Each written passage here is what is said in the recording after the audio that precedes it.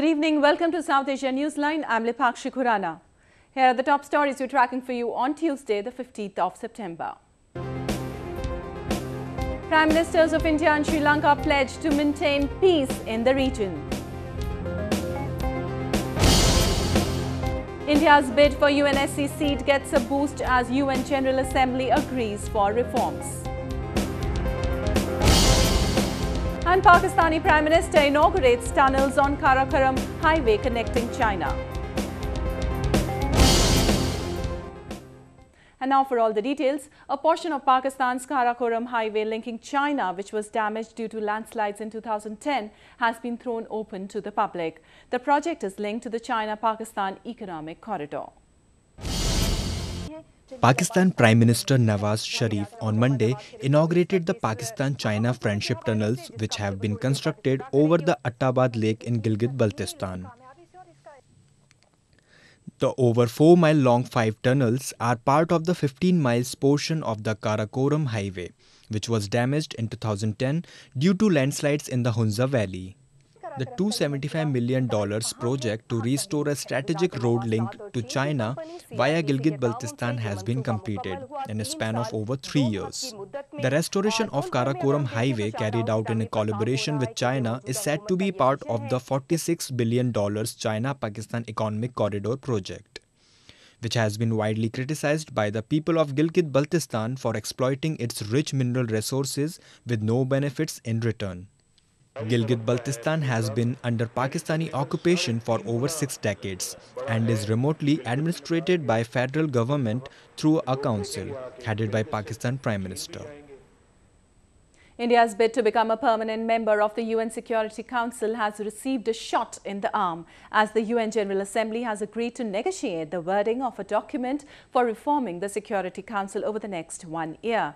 This has been a long pending demand by other member countries, including India, who say the permanent seats currently occupied by 5 countries is unrepresentative of the world's realities. It's a diplomatic shot in the arm for India as its bid to become a permanent member of the United Nations Security Council is inching forward. On Monday, member states from the United Nations General Assembly agreed to negotiate reforms and expansion of its Security Council, an elite club of 5 member states who enjoy veto rights. I think it's a very significant and historic moment in the whole process of UN Security Council reform, because after 23 years of the subject being on the agenda of the United Nations and 7 years of the intergovernmental negotiation process, we finally have a text on the table, and it is India's hope and that of other reform-minded countries that this text will now enable like-minded countries to move forward on this issue of UN Security Council reform, which, as you know, has become a very priority issue for a large number of countries in the world. Currently, 5 member states, the United States, UK, France, China and Russia, enjoy permanent status. And while India has served 7 terms as a non-permanent member of this tough decision-making body, becoming a part of this club will boost its diplomatic image as well as give it more say over global matters. But some say the latest move is just the beginning of a long drawn-out process. I would caution against my fellow Indians immediately and prematurely popping the champagne corks. There is still a long road ahead. You need to arrive at a formula that is acceptable to 2/3 of the world and not unacceptable to the very 5 countries whose powers are going to be diluted. With the draft resolution for next year's UN agenda requiring a 2/3 vote to get cleared, India will need the help and support from other countries to achieve this dream. Coming back to neighbouring Pakistan, spiralling inflation has become a cause of concern for people in Gilgit-Baltistan. Not only the traders but corrupt officials are in the same nexus, causing untold misery for the common man. A report. Many in Gilgit-Baltistan cannot afford a basic meal. Fruits once grown here in abundance have become a luxury. With corrupt practices going rampant in government offices in the Gilgit-Baltistan region, inflation can only keep soaring. Rising costs coupled with unemployment is leaving people in despair. पिछले दिनों हुई इत्तेफाक हुआ, मैंने किसी fruit वाले से पूछा कि भाई आप ये मनमानी रेट क्यों लगा रहे हैं, क्या किसी मजिस्ट्रेट ने विजिट नहीं किया है।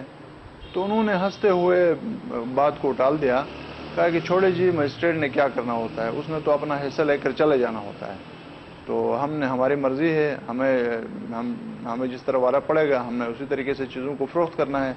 The price control mechanism set up by Islamabad for this region has failed miserably, with government officials involved in neck-deep corruption. Gilgit Baltistan में महंगाई अपने उरूज पर है और जो प्राइस कंट्रोल कमेटियां हैं उनका कोई किरदार नज़र नहीं आ रहा है। नामालूम वजूहात की बिना पर उन्होंने चुप का रोज़ा रखा है और look busy do nothing.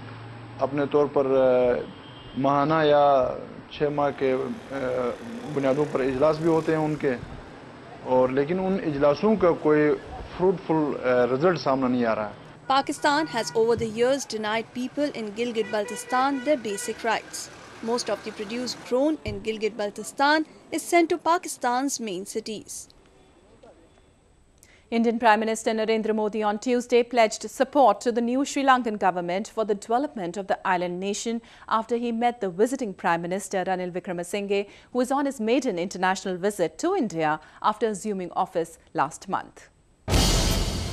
Sri Lankan Prime Minister Ranil Wickremesinghe, who is on a 3-day visit to India, met his Indian counterpart Narendra Modi on Tuesday in capital New Delhi. Both the leaders discussed wide range of bilateral issues including trade, investment, transport, fisheries and tourism. Prime Minister Modi hoped for inclusive growth while pledging support to the progress of the island nation. I am confident that with the wisdom and will of the leadership in Sri Lanka and the support of the people, Sri Lanka will achieve genuine reconciliation and development so that all Sri Lankans, including the Sri Lankan Tamil community, can live a life of equality, justice, peace and dignity in a united Sri Lanka. Prime Minister Wickremesinghe said the two countries could offer a lot in maintaining peace in the region. Peace and stability in the region is the key to our success. Whenever there is stability in the Indian Ocean, India and Sri Lanka prosper. And when there is instability, we get affected. This is Prime Minister Ranil Wickremesinghe's first official international visit after assuming office last month. His United National Party had emerged victorious in the parliamentary election last month, a vote that was considered as one of the most credible polls in the country by international observers. The new Sri Lankan government has said that it is going to set up a South Africa-style Truth and Reconciliation Commission to bring the perpetrators of war crimes to the book. A report. As Sri Lanka comes under renewed pressure to prosecute perpetrators of the war crimes during its civil war, the new government headed by President Maithripala Sirisena is mulling to set up a Truth, Justice and Reconciliation Commission similar to that of South Africa. South Africa, which confronted its own apartheid-era crimes through a similar body, would provide assistance to the island nation in understanding how to use the commission to address the grievances of victims and to track down missing people. For truth-seeking, the establishment by statute of two mechanisms.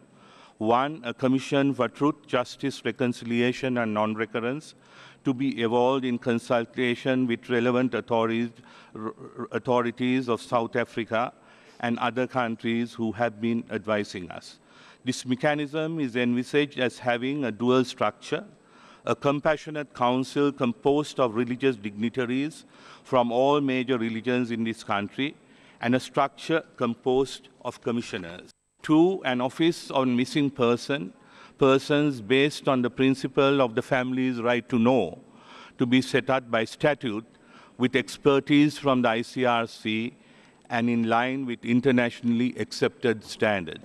Successive governments in Sri Lanka have promised to look into the atrocities committed during the 26-year conflict between government forces and separatist Tamil rebels. However, string of failed plans and lack of criminal indictments have made world bodies worry. The findings of a UN report say that around 40,000 ethnic minority Tamils were killed in a final offensive ordered by former President Mahinda Rajapaksa in 2009. Indian Vice President Hamid Ansari on Tuesday arrived in Cambodian capital Phnom Penh on the first leg of his two-nation tour to Southeast Asia. The Vice President's visit to Cambodia at the invitation of Prime Minister Hun Sen will focus on strengthening bilateral trade and cultural ties. Ansari will leave for Laotian capital of Vientiane on Thursday. His visit to Laos will be the first by the Indian Vice President. India is involved in a number of projects with both the countries that are also part of the Mekong-Ganga Cooperation Forum of 6 countries along with India. Staying on news from India, the electronic companies, which usually rake in 35% of their annual revenues over the 3 months festive period, are not likely to benefit this year as a below normal monsoon has left the rural Indians with less money to spend. Like most Indians, the Gores are gearing up to celebrate the festive season. And for this Mumbai family, that means ditching the outdated and ushering in the new. I'm having an old TV and old desktop. So I'm planning to purchase a new one. And nowadays the festivals are coming. So I'll get a chance to purchase at a better price, because every company comes with a discount and everything. Good for the Gores, and a cash cow for India's consumer electronic companies, which have historically raked in 35% of their annual revenues over the 3-month period. But this year is different. And below normal monsoon means rural Indians have less money to spend.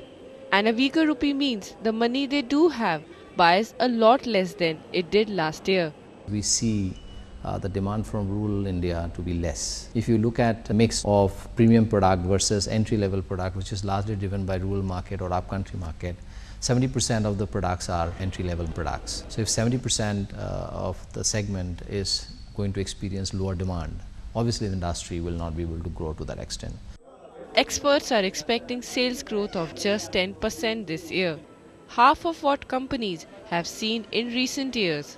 Prime Minister Narendra Modi's Make in India program could add a buffer in coming years, because India could become a manufacturing hub of consumer durables like washing machines and refrigerators.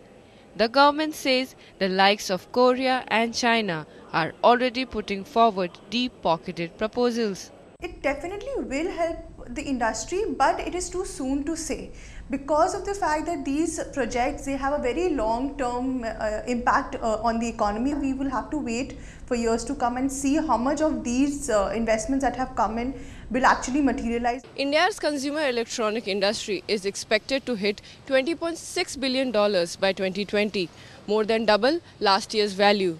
But that's going to take not just a stronger economy, but a lot more families like the Grohes to get into the festive spirit. Nidhi Rai, South Asia Newsline, Mumbai.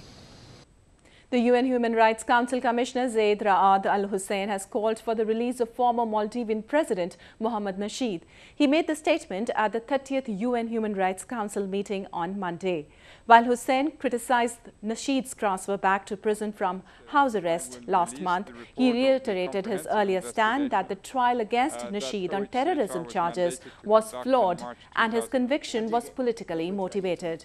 Meanwhile, the Maldivian government, headed by President Abdullah Yameen, dismissed Hussein's remarks as baseless. Nasheed was sentenced to 13-year imprisonment in March this year for illegal detention of a judge during his presidency. However, international communities like the EU Parliament and Amnesty have been accusing the Maldivian government of denying fair trial to him. Well, that's the way it was in South Asia this evening. Before we conclude, the top stories once again. Prime Ministers of India and Sri Lanka pledged to maintain peace in the region. India's bid for UNSC seat gets a boost as UN General Assembly agrees for reforms. And Pakistani Prime Minister inaugurates tunnels on Karokaram highway connecting China.